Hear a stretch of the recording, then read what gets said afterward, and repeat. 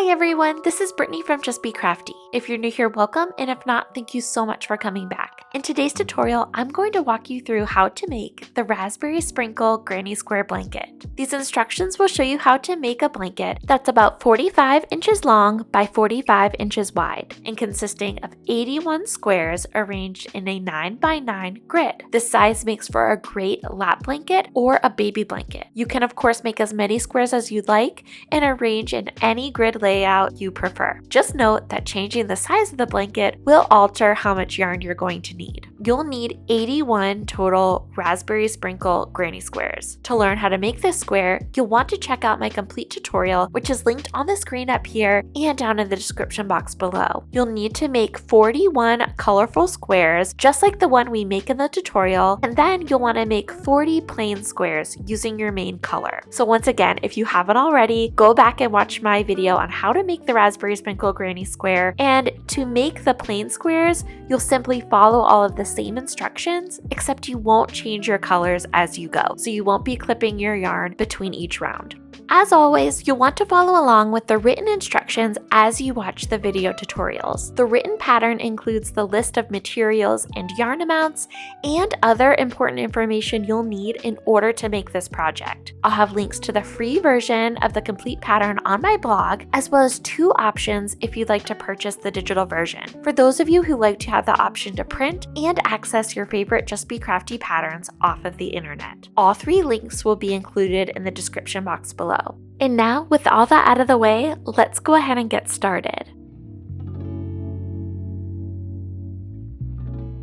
You'll need 41 of these beautiful colorful squares, ends woven in and blocked, 40 plain squares with ends weaved in and blocked, a 5.5mm hook, scissors, and a yarn needle. Arrange your squares in a 9 by 9 grid or as desired with the right sides facing up, following the blanket diagram. For my sample in this tutorial, I'll be making a 3 by 3 grid.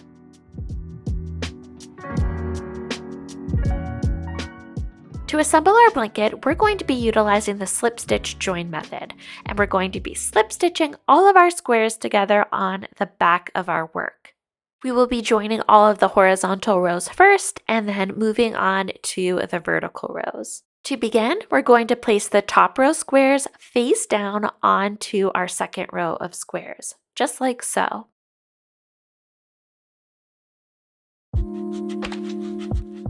Grab your main color and, working 2 squares at a time, align the top edges of your first 2 squares, and we're going to join them by inserting our hook into the leftmost chain of both square corners. So if you remember, our corners of our granny squares are comprised of 2 chains.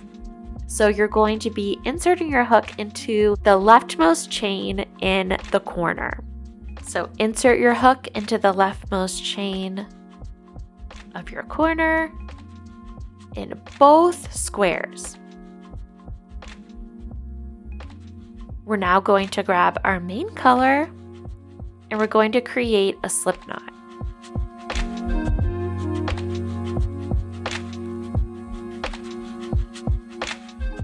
Slide the slip knot onto your hook, pull to tighten, and join your squares by pulling through both chains. We're now going to slip stitch into the outer loops along the top edges to join.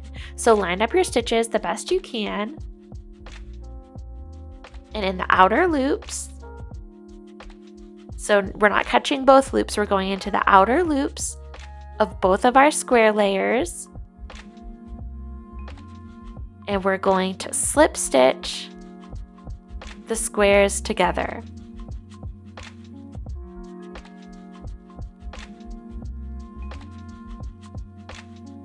And you're just going to go into each stitch down the line along this top edge, making sure you're lining your stitches up, and we're just slip stitching those outer loops together.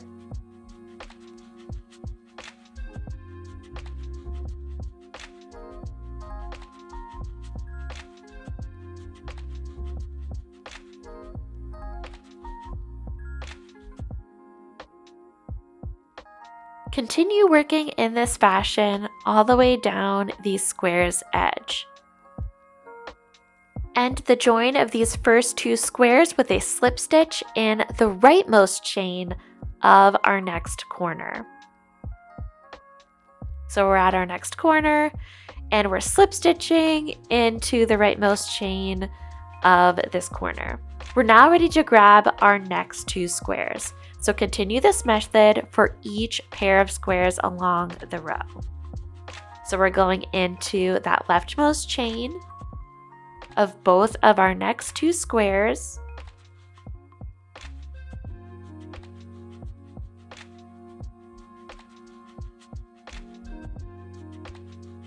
And we're just going to continue slip stitching down the line.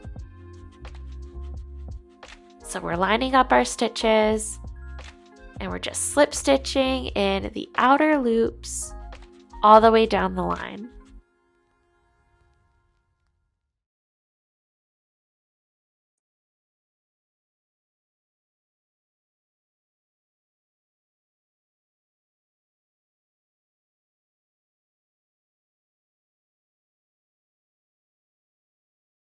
If you'd like, pause here and meet back up with me once you've finished this row. Alright, so we've made it to the end of the row, and now it's time to cut our yarn and fasten off.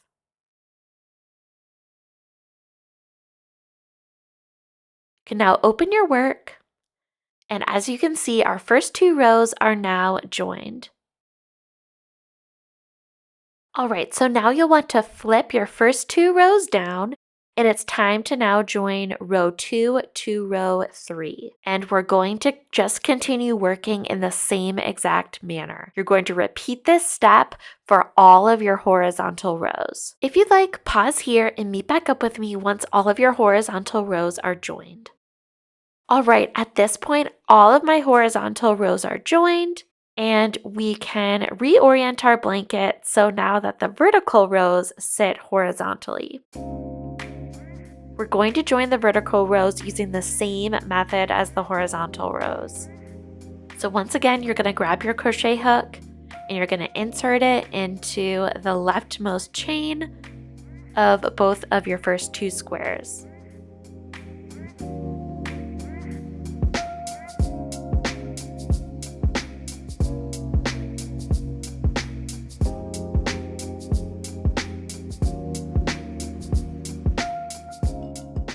Once again, grab your main color and you're going to create a slip knot. Slide the knot onto your hook, pull to tighten.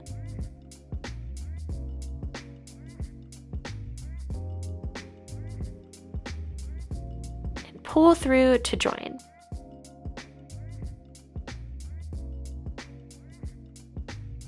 And I know you know the drill by now. We're going to line up our stitches and we're slip stitching the outer loops together to join our squares.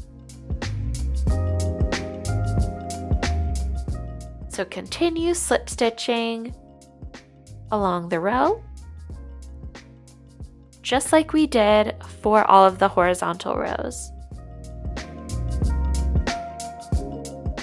Once you get towards the ends of your squares, you're going to notice you're going to run up to an intersection. So just like we did before, you're going to slip stitch in that rightmost chain of our next corner. So that's what I'm doing right now. Might be a little bit tricky, but just try your best. Slip stitch those 2 chains together. And once you get to that intersection, we're just going to pretend like it's simply not there. Skip over it, and then you're going to find your 2 leftmost chains of your next squares, and you're going to start there, and you're going to join those together, just like normal. Continue slip stitching each stitch together down the line. And that's all you have to do for your vertical rows. And just like you've previously done, once you get to the end of the row, we're slip stitching into the rightmost chain of our last corner. We can cut our yarn and fasten off.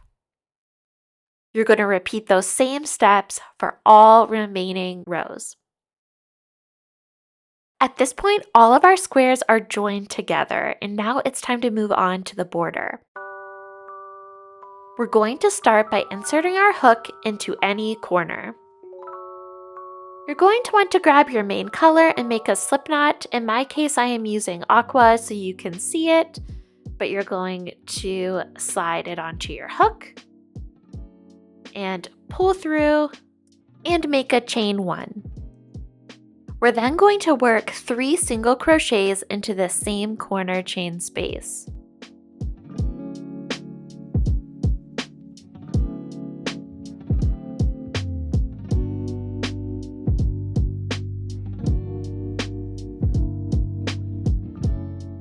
We're then going to make 1 single crochet into each stitch across. So we're just making 1 single crochet into each of these stitches.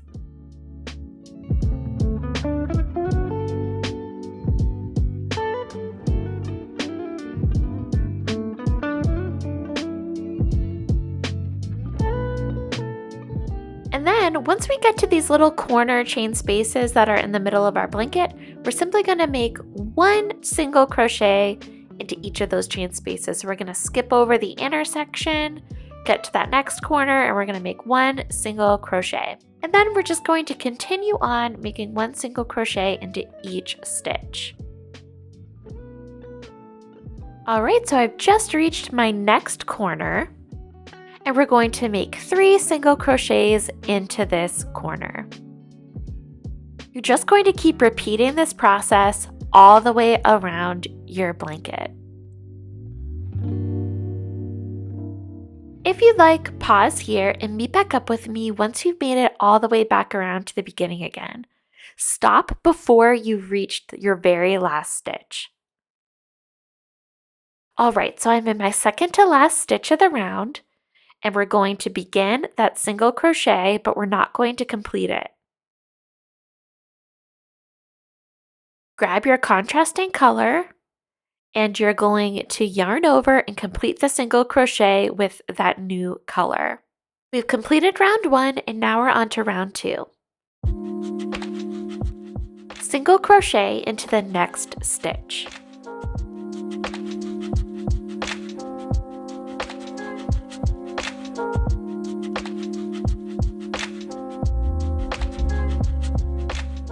In the next stitch, which is our corner stitch, we're going to make 2 single crochets.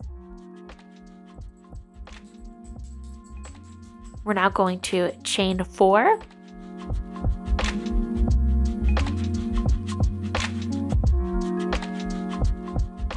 and we're going to slip stitch into the first chain of our chain 4. This is going to create our picot. So slip stitching into that first chain of that chain 4, and it created a cute little picot. And now we're going to place 1 more stitch into that corner.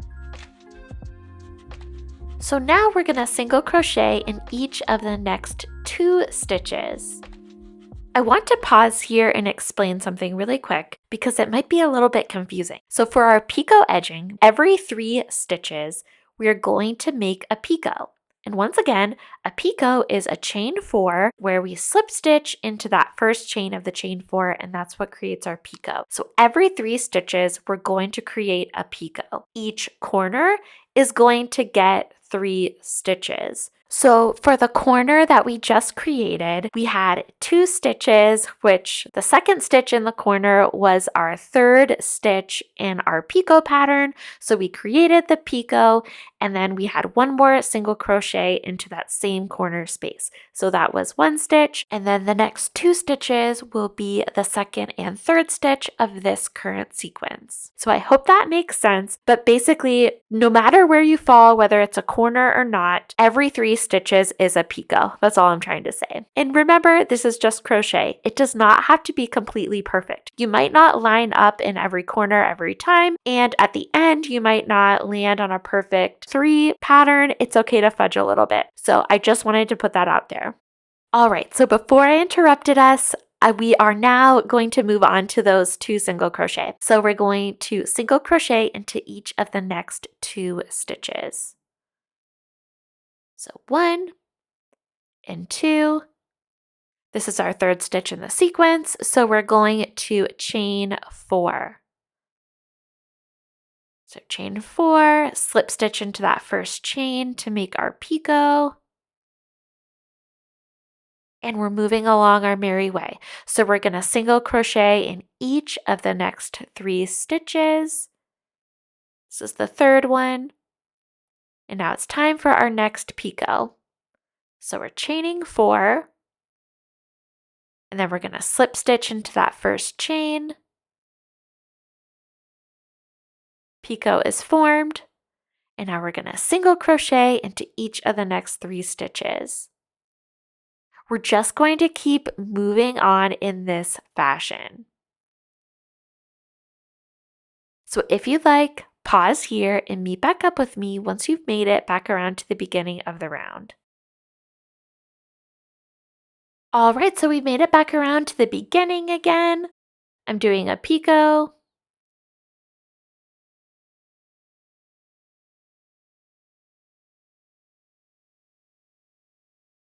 Followed by 3 single crochets, and this just happens to work out exactly for my border. If you are a stitch or 2 off, no worries, just fudge it a little bit, you will never know.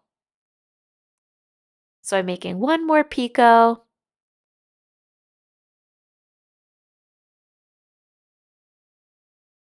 And to finish things off, I'm just going to slip stitch into the next couple stitches to even out this join. Wonderful. We can now cut our yarn and fasten off.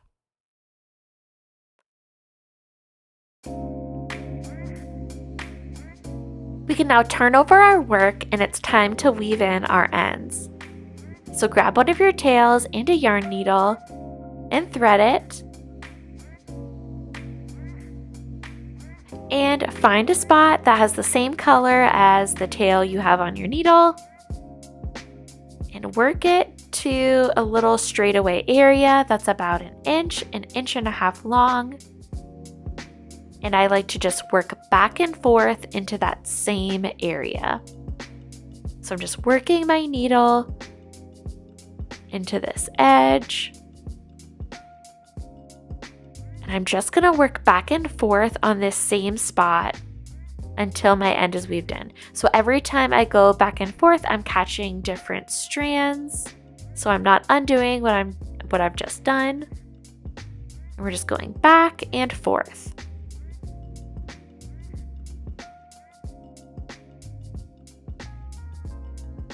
Once you've done this a few times and you feel like your end is sufficiently weaved in,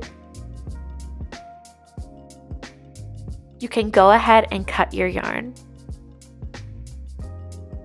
Repeat for all remaining tails. And as you can see, you can't tell where the join was. So there you have it, the Raspberry Sprinkle Granny Square Blanket. I really hope you enjoyed this tutorial. If you did, please let me know by giving the video a thumbs up. And if you haven't already and would like to, make sure you subscribe so you never miss a new tutorial. I do have another project coming out shortly using these squares, so not only can you make a blanket with this, there's other projects you can do as well. So I'm really excited to share that project with you, so make sure you subscribe so you don't miss it. Thank you so much for watching. Bye!